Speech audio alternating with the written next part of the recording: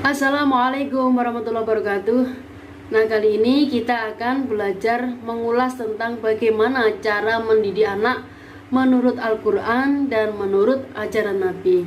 Nah, kali ini kita akan membahas 19 cara mendidik anak menurut Islam sesuai dengan ajaran Nabi. Yang pertama, memperdengarkan Al-Quran sejak lahir, bahkan sejak dalam kandungan. Cara mendidik anak yang pertama sudah dimulai sejak dalam kandungan hingga lahir. Semasa hamil, sebaiknya ibu memperbanyak membaca Al-Quran. Selain membaca Al-Quran itu membawa ketenangan, tentunya memiliki fadilah atau keutamaan tersendiri.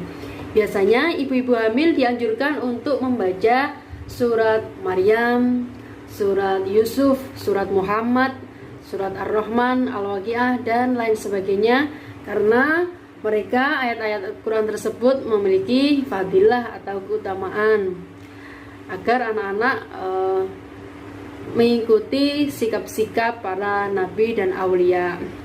Kemudian setelah bayi lahir, teraturlah setiap hari memperdengarkan bacaan Al-Quran. Hal ini supaya anak-anak terbiasa mendengarkan lantunan ayat Quran setiap hari. Nah, apabila kita ingin memiliki anak-anak yang hafid atau hafidhoh, anak-anak yang penghafal Quran, bisa dengan memperdengarkan satu juz sejak bayi lahir usia 30 hari.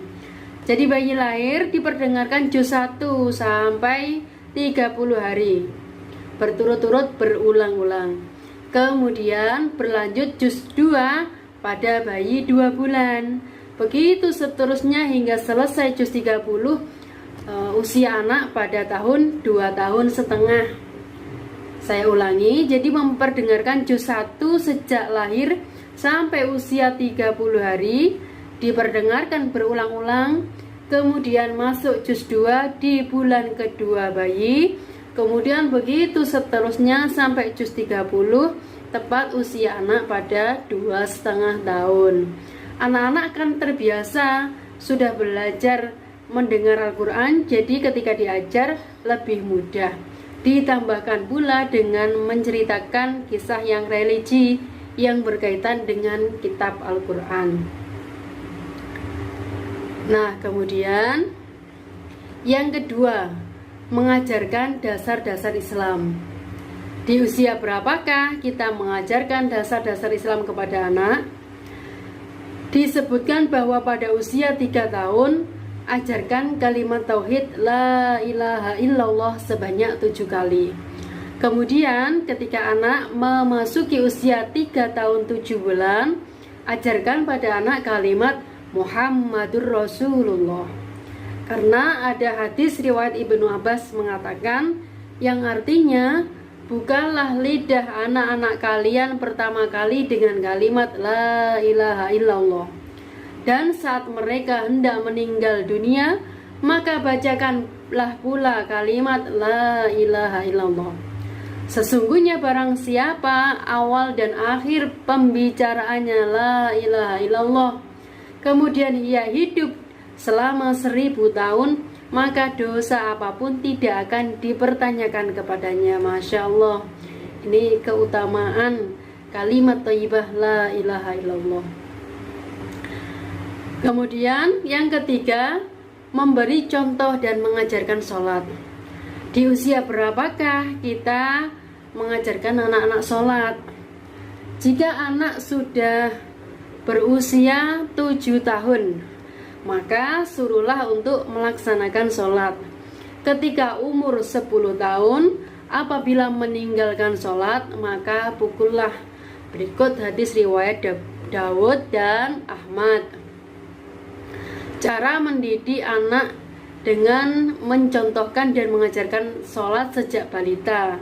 Biasanya anak-anak usia 2 sampai 3, 4, 5 itu sudah terbiasa menirukan apa-apa yang dilakukan oleh orang tuanya. Ketika anak-anak kita membiasakan untuk mengambil wudhu dengan mengikuti gerakan sholat, meskipun tidak benar sekalipun, nanti ketika usia 7 baru diarahkan ke gerakan yang benar. Ketika usia 10 tahun, ketika meninggalkan sholat, maka pukullah. Berikut perintah ajaran sesuai dengan syariat Islam.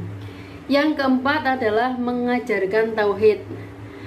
Cara mendidik anak menurut Islam itu sebenarnya sudah diajarkan oleh Nabi kita Muhammad SAW melalui adzan dari sang ayah atau kakeknya.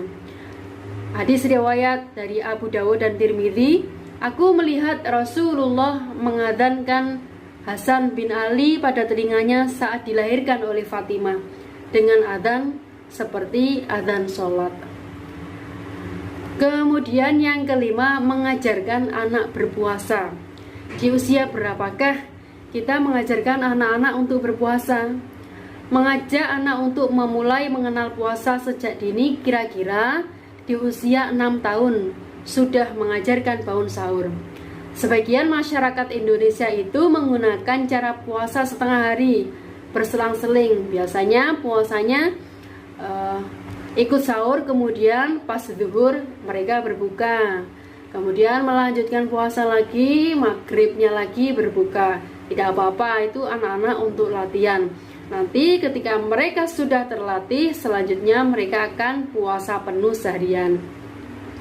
Dan jangan lupa tanamkan pada anak-anak segala manfaat dan berkahnya puasa. Ketika anak-anak sudah terbiasa untuk melakukan berpuasa, lama-lama mudah dan tidak perlu dipaksa, mereka sudah berkeinginan untuk berpuasa sendiri. Dan yang keenam, memberi nama panggilan yang baik.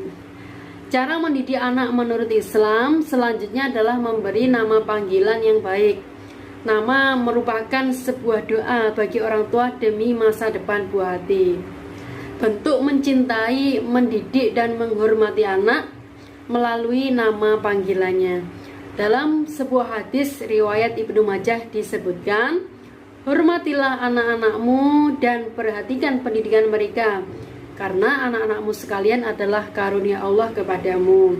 Dianjurkan memberi nama anak laki-laki dengan nama Ahmad, Muhammad, Abdullah, Yusuf, Ibrahim, Ismail, nama-nama nabi atau nama-nama kekasih Allah, agar mereka mendapatkan berkah dari nama tersebut.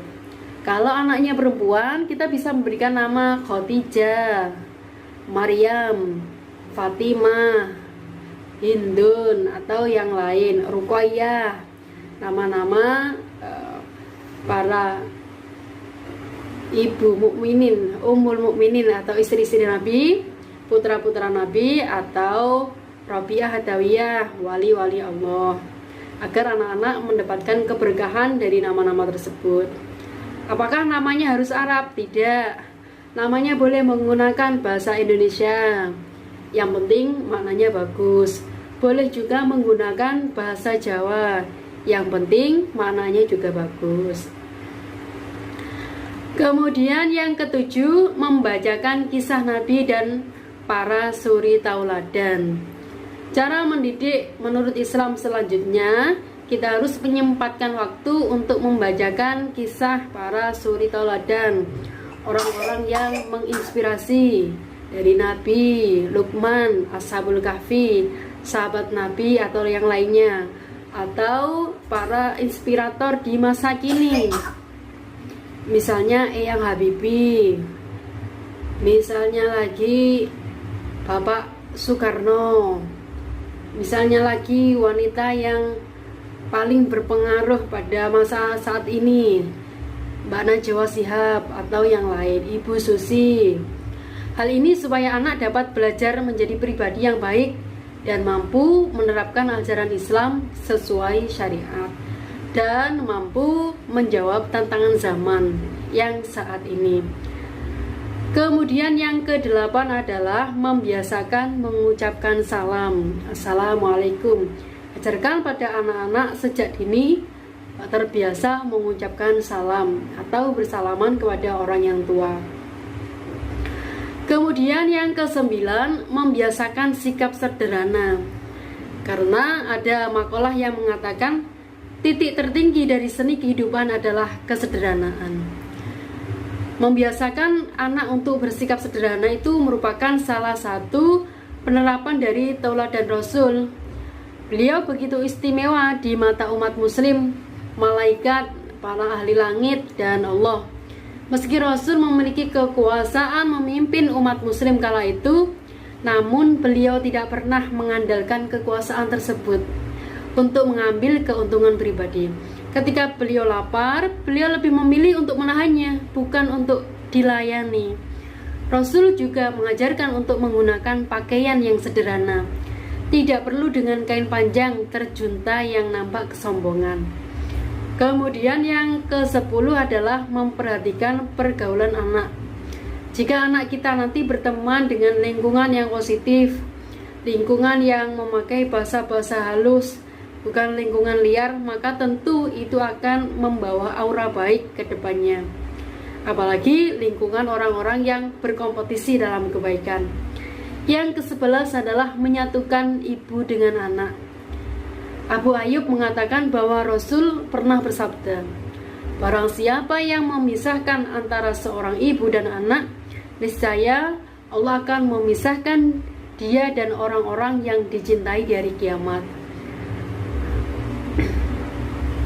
Maka sebaiknya apabila terjadi perceraian, anak-anak lebih baik dibawa oleh ibu. Kalau ibunya mampu mandiri dan berdikari, mampu dalam finansial, mampu dalam pendidikan, apabila terjadi perceraian, maka anak itu lebih baik bersama ibunya. Namun semoga kita terhindar dari semua itu. Perceraian itu boleh, namun dibenci oleh Allah Subhanahu wa Ta'ala. Yang ke-12, mengajarkan anak-anak berkata jujur dan menepati janji. Cara mendidik anak menurut Islam yang berikutnya adalah membiasakan berkata jujur dan menepati janji. Biasanya ini anak-anak di usia kecil sering mengambil jajan atau mainan temannya, itu jangan dibiasakan. Memberikan ketegasan anak pada usia itu sangat dianjurkan, karena kalau tidak ditegaskan saat kecil, dikhawatirkan nanti ketika dewasa mengambil itu menjadi kebiasaan. Maka ketika anak-anak kecil di usia 3, 4, 5 tahun ketika mengambil barang milik temannya, langsung tegaskan untuk mengembalikan. Jangan biasakan, jangan sepelekan, jangan tidak dihiraukan.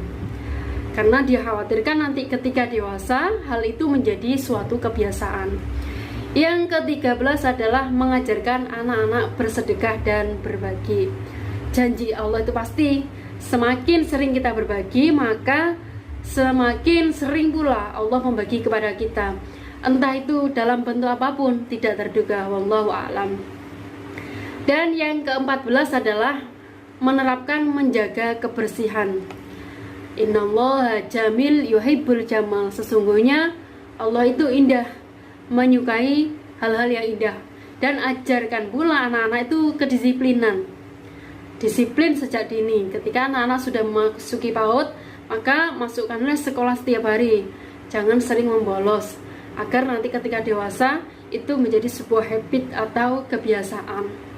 Kemudian yang ke-15, berlaku adil kepada setiap anak. Setiap anak itu memiliki kelebihan dan kekurangannya masing-masing. Apabila kita memiliki anak 3, 4, 5 atau lebih, jangan menekan pada salah satu untuk menonjolkan pada yang lain. Bangkitkan setiap potensi anak sesuai dengan kemampuan dan kemauan mereka. Bangkitkan potensi anak masing-masing sesuai dengan kemampuan dan kemauan mereka. Yang ke-16 adalah memberikan kasih sayang dalam bentuk kata-kata, perbuatan, maupun tanggung jawab. Kemudian yang ke-17 adalah mengajarkan anak-anak menutup aurat. Yang ke-18, mendidik perbedaan anak-anak laki-laki dan perempuan. Hal ini diupayakan supaya kelak anak tidak mudah goyah terhadap nafsu lawan jenis. Kemudian yang terakhir adalah mendoakan anak. Mendoakan anak juga termasuk cara mendidik. Contohkan pada mereka kasih sayang, bahasa yang bagus. Kenapa mendoakan anak itu termasuk mendidik? Karena doaul walid ala waladihi ka doain nabi ala ummatihi. Doa orang tua kepada anaknya itu seperti doa Nabi kepada umatnya. Demikian cara mendidik anak ala Rasulullah. Semoga kita selalu mendapatkan inayah atau pertolongan dari Allah Subhanahu wa taala untuk membimbing anak-anak agar menjadi insan yang kamil, insan yang khaira ummah, yang berbudi, berdaya, berintegritas dan berakhlakul karimah. Kurang lebihnya mohon maaf. Jangan lupa like, komen, dan subscribe agar kita selalu bersemangat untuk membuat konten nasrul ilmi atau menyebarkan ilmu setiap hari. Kurang lebihnya mohon maaf. Wassalamualaikum warahmatullahi wabarakatuh.